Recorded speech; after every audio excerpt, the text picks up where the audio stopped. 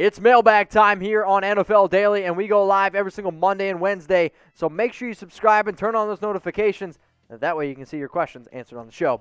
First question's coming in here, and it's actually a super chat from Austin Baker. Who do you see the Packers drafting in the first? I think actually a guy like Landon Dickerson does make a lot of sense at center. An offensive lineman who can also play right tackle, like if Tevin Jenkins is available. Liam Eichenberg, I know he's more of a left tackle, but hey, I love me some Notre Dame players. Walker Little could be a pretty interesting player. You need to be able to build that offensive line because you lost Rick Wagner. You don't know what you got in, oh my God, his name's escaping me. Who's their left tackle? Bakhtiari, thank you.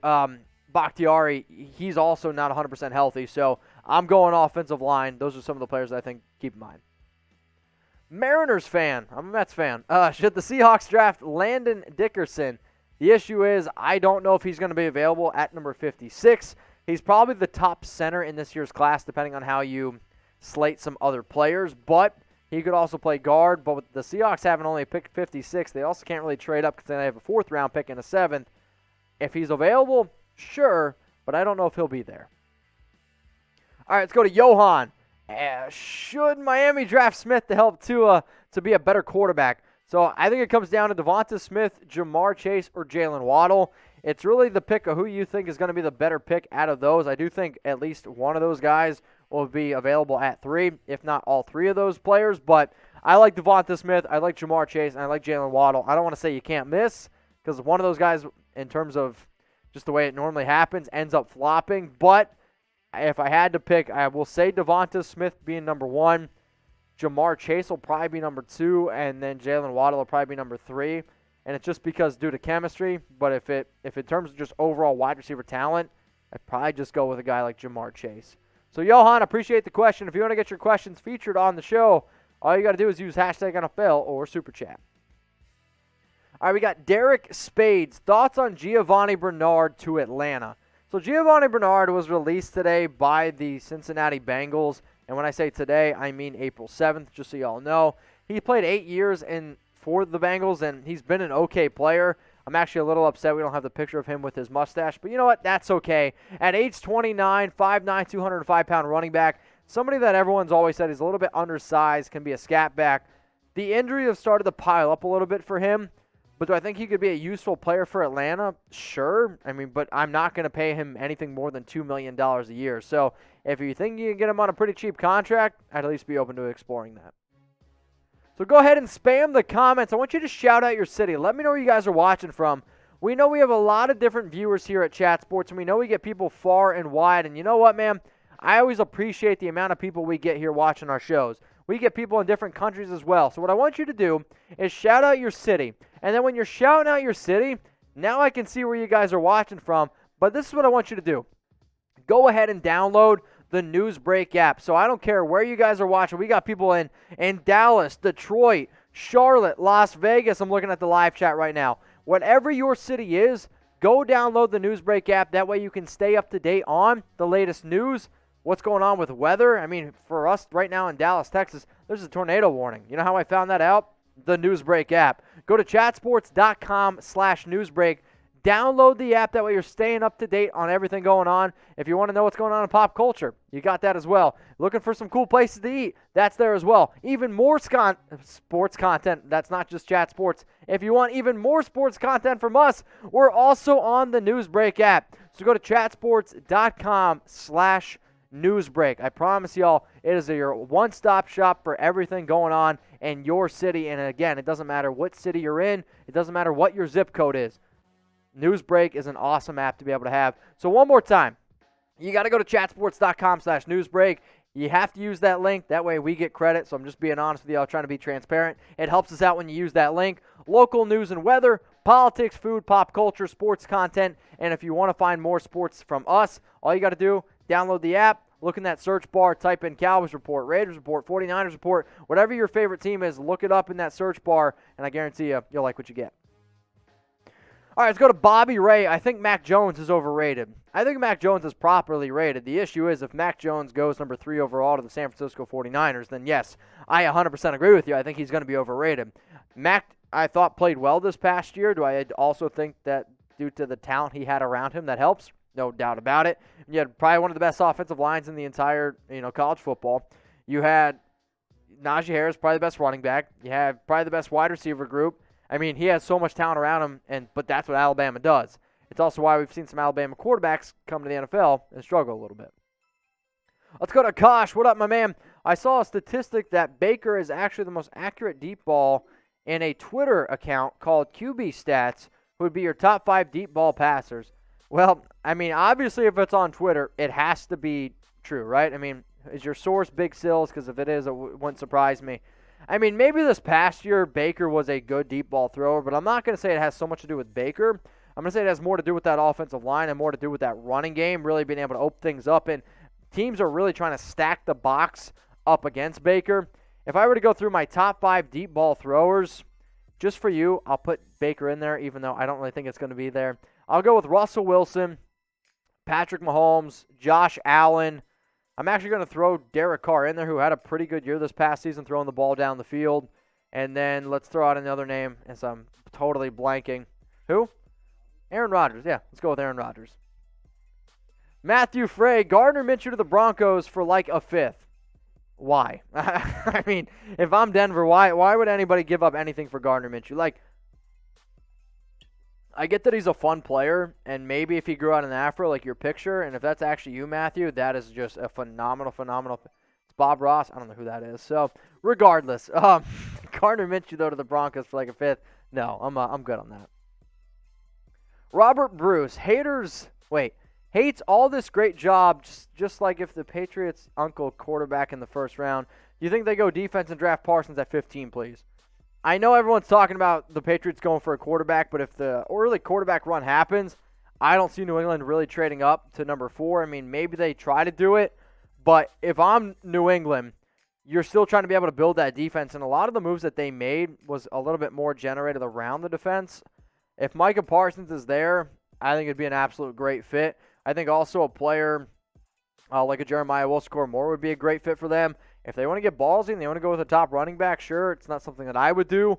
But if I'm New England and players like Micah Parsons and if a player like Jeremiah Will-Score-Moore is there, those are the guys I'd pull the trigger on. All right, Alex Grand, grade the signing if Melvin Ingram signed with Denver. So you're saying if the Broncos went out and signed Melvin Ingram, what would I grade it? This might be a kind of a bad answer, but first off, it depends on the deal. But let's just say it's a reasonable deal. It's not a high-price deal. It's not a low-price deal. It's kind of right in the middle. So last season, 10 tackles, 0 sacks, a tackle for loss. But the biggest concern has always been this for Ingram, the injuries. Sure, he knows the division well, and he's actually very good friends with Von Miller. And in fact, Melvin Ingram and Von Miller are always hanging out in the offseason. It's mainly because Ingram always participates in Miller's pass rush summit. But he is a good player. There's no doubt about that. And if you could have a healthy Ingram and a healthy Von Miller with all the other additions, I mean, I can't give it anything lower than a B. So if you guys love the NFL, make sure you subscribe to Chat Sports, because if the Broncos end up signing a player like Melvin Ingram, guess what? We're going to be making some videos around it. We are 100% free, and we continue to stay free. How? All we ask once in a while is simple little things like, hey, go like the video. Hey, subscribe. We're never going to ask you for money, obviously. If you want to get your questions on the show, you can super chat, which we appreciate. But we are a free channel made by everyone who watches, and we're interactive because we love being able to talk to y'all. So if you want more content from Chat Sports, hit that big red button that says subscribe. We're 100% free. All right, we got Jonathan Peck. Kellen Mond for Washington football team in the second round. Sit for a year behind Fitzpatrick. What do you think about the possibility? I would definitely say no, don't do that. I wouldn't take Kellen Mond in the first 4 rounds personally. I know some people are a lot higher on him. I just don't really see him being a very good quarterback. He's been pretty inconsistent at times as well. So maybe there's a certain team where he could go to and be the absolute perfect fit. I'm not going to say it's the Washington football team. I would not take Kellen Mond in the first 4 rounds. Let's go to Daniel Shigog. Who is your favorite day 3 prospect? My favorite day 3 prospect. It's a good question. I'm going to go with a guy like Javian Hawkins, who's a running back that I've done a lot more research on. He's a running back from Louisville. Let's go with a player, Larnell Coleman, offensive tackle from Massachusetts. I'm trying to think of the receiver from South Dakota State, what his name is. I believe he's going to get taken on day 3. He's like a sneaky little slot receiver. I thought he had a pretty good pro day. I would have originally said Quinn Miners, but he's definitely going to go a lot higher now. Caleb Johnson, that's Cade Johnson. That's definitely that's the guy from South Dakota State. Those are probably the top guys off the top of my mind right now. But we'll see some other guy. Who's the guy from Auburn who ran that insane 40 time, 4.26? Anthony Schwartz. He's another guy that I think is pretty interesting. Moot Shane, if DK Metcalf were in this draft and both him and Kyle Pitts were available, who would you take? I mean, I'm going to take DK Metcalf because I know what DK Metcalf is, and it's not really that fair of a question. But if you're telling me right now I get a top 5, top 6, top 8 receiver in the draft, you take that guy. Do I think DK Metcalf benefits from being in an offense like Seattle? Yes, I do. Do I think he benefits from having a quarterback like Russell Wilson and having somebody up opposite of him like Lockett? Yes, I do. But Kyle Pitts is a very good player. I think Kyle Pitts is going to be a little bit better of a version of Darren Waller, so it depends what you value that as. I personally don't take tight ends that high, and if you are going to take a tight end in the top 10, he better be somebody like a Travis Kelce. He better be somebody like a Darren Waller, or he better be like somebody like a George Kittle, which I actually think he could be, but I'm going to take DK Metcalf. Let's go to Stress and Sammy. Thoughts on the Chiefs adding Aldon Smith?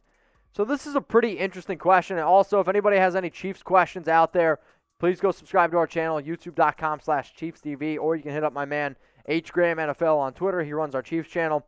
Aldon Smith is a very interesting player to me. Like, could he add some talent to Kansas City? Yes, absolutely. And it's kind of funny because, you know, Taco Charlton was a player that really flamed out in Dallas, ends up going to Kansas City, and ends up being a halfway decent player. If you show me the tape of Aldon Smith in September, you're like, this is one of the best edge rushers in the National Football League. You show me Aldon Smith's tape from October, November, December, you're like, where did this guy go? Like, he totally fell off a cliff, and that scares me a little bit. But if you're trying to be KC and you're trying to be able to do another project on Taco, I'd be at least open to it.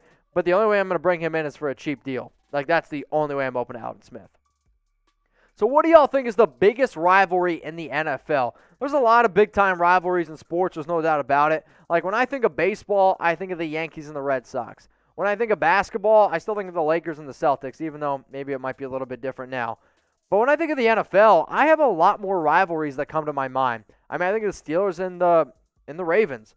I think of the Saints and the Falcons. I think of teams like the Raiders and, I don't know, like the Chiefs would be a good one. The Seahawks and the 49ers. Like, there's a lot of really big-time rivalries out there. The Eagles and the Cowboys. What do you think is the biggest rivalry in the NFL? I want you to go down and comment it below. All right, we got A.J. Evans. Hope you're staying safe from the tornado. How far do you see Caleb Farley falling? Maybe to round 2. I could see Caleb Farley falling to round 2. The back concerns are definitely up there. Round 3 would surprise me. But then again, we've seen very talented players fall to round 3. So we'll ultimately see. But I'd be shocked if he's not picked in the top 50. And I think his floor is somewhere around like pick 60. All right, let's go to Demons75. Do you think Jalen Mayfield is a first-round or early second to mid-second round pick? What team do you think would be best fit for him? I think the Chiefs. I do think the Chiefs would be a good fit for him. I personally wouldn't take Jalen Mayfield in round 1. And it has not so much to do with him. It's more to do with the amount of depth at the offensive tackle position. He has high upside, but he's still a little bit of a baby in terms of development overall. Overall, very athletic player from Michigan, but I could see him falling out of the first 50 picks because of the depth and the depth only. I mean, we got to think about it. This is one of the more deep classes in terms of offensive line talent, so just keep that in mind. Now, Demons, if I couldn't get to your question or if there's other questions that I didn't get to, seriously, always hit me up on Instagram. Slide in my DMs. They're open for a reason. I'm at Mitchell Renz 365. If you want to talk draft, free agency, trades, fantasy football, you want to talk to me about the Raiders, seriously, hit me up. DMs are open. Let's go to Kosh. Hot take, Dak will win MVP and Comeback Player of the Year. I don't really think it's a hot take. I mean, I bet you right now if I pulled up the odds about who's going to win MVP, I bet you Dak Prescott's top 5.